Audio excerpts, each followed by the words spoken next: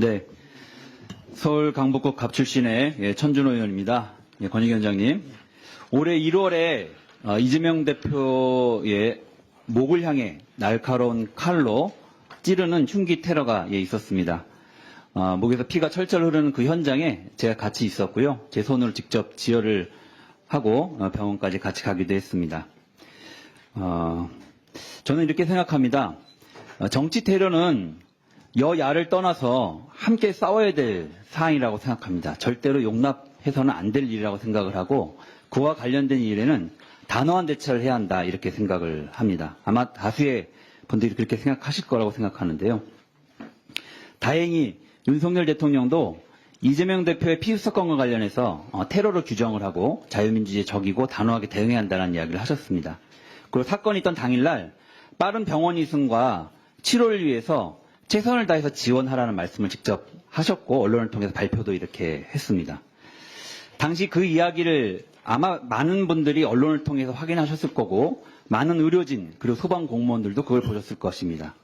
당연히 적극적으로 그 상황을 지원하려고 하는 생각이 저는 있으셨을 거라고 생각을 합니다. 이재명 대표는 테러의 피해자이고 당시에 이 생명을 구하기 위해서 적극적으로 나서신 의료진과 소방공무원들은 그 역할을 하신 분들인데 정말로 안타깝게도 그 이후에 벌어진 상황은 이재명 대표를 향한 조롱 그리고 혐오 그리고 행동강령 위반으로 공무원들을 징계하겠다는 황당한 상황이 지금 벌어지고 있습니다.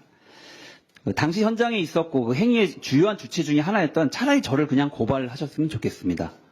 청탁금지법 위반 관련해서 제가 조사를 받겠다고 이야기를 말씀드렸고 언제든지 하시라고 했습니다. 그런데 전원위원회에서 결정하기 불과 3일 전인가요?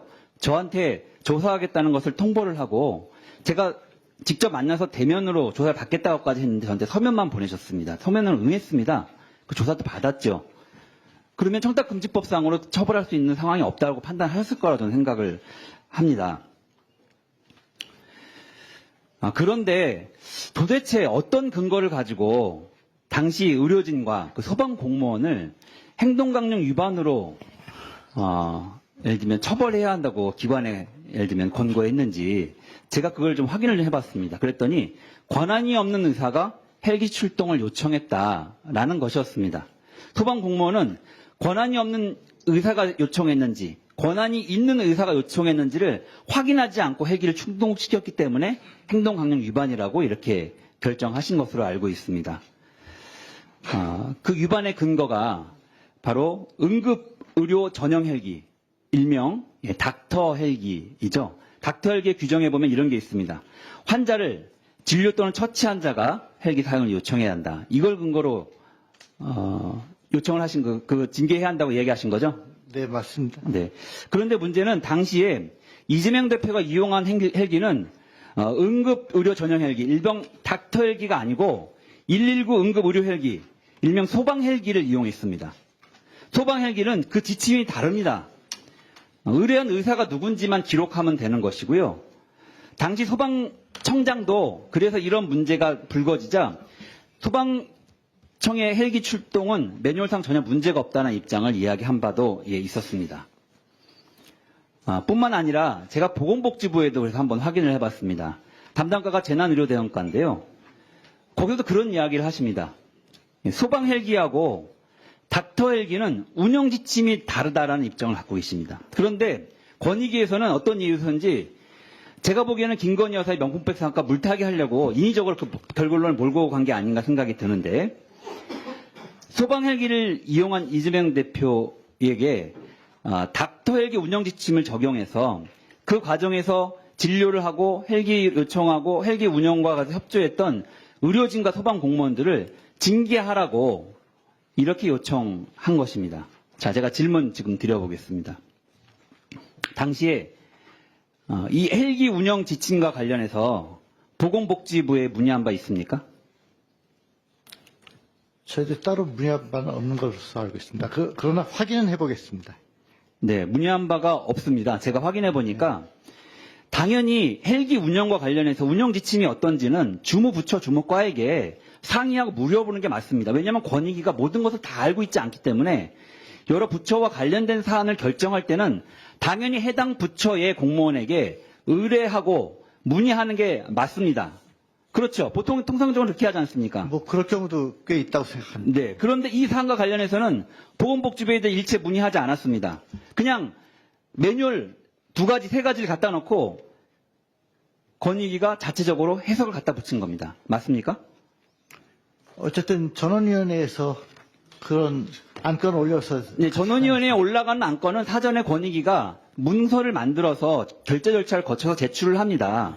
근데 제출할 때 권익위가 갖고 있었던 입장은 권한이 없는 의사가 그 헬기를 그 요청을 했고 그 헬기를 요청한 의사가 권한이 있는 의사인지 아닌지를 소방공무원이 확인하지 않고 헬기를 출동시켰기 때문에 공무원 행정강령 위반이라고 판단했습니다. 저희 그렇게 판단했습니다. 이제 그 판단의 근거가 되는 기준이 있을 거 아닙니까? 그것이 헬기 운영 지침이라는 것이 있는데요. 그게 닥터 헬기 운영 지침에는 그렇게 하라고 되어 있습니다. 하지만 일반 소방 헬기 운영 지침에는 그런 지침이 없고 의사가 누구인지만 확인하면 돼 있습니다. 전화한 사람이. 그래서 이 사항은 운영 지침을 위반한 사안이 아닙니다.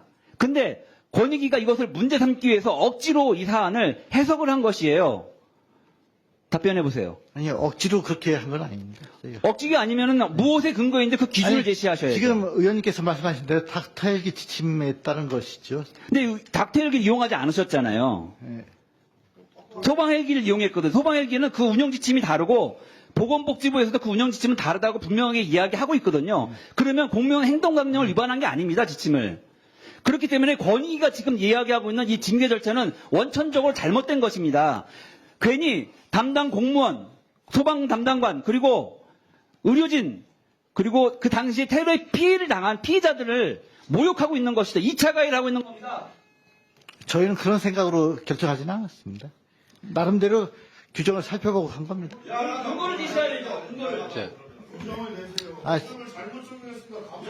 아니, 아니, 그거는 규정이 맞는지 한번 저희들이 야, 다시 한번 자, 확인을 해보겠습니다. 예, 지금 예. 사과할 문제는 아니고요. 자, 마무리 부탁합니다.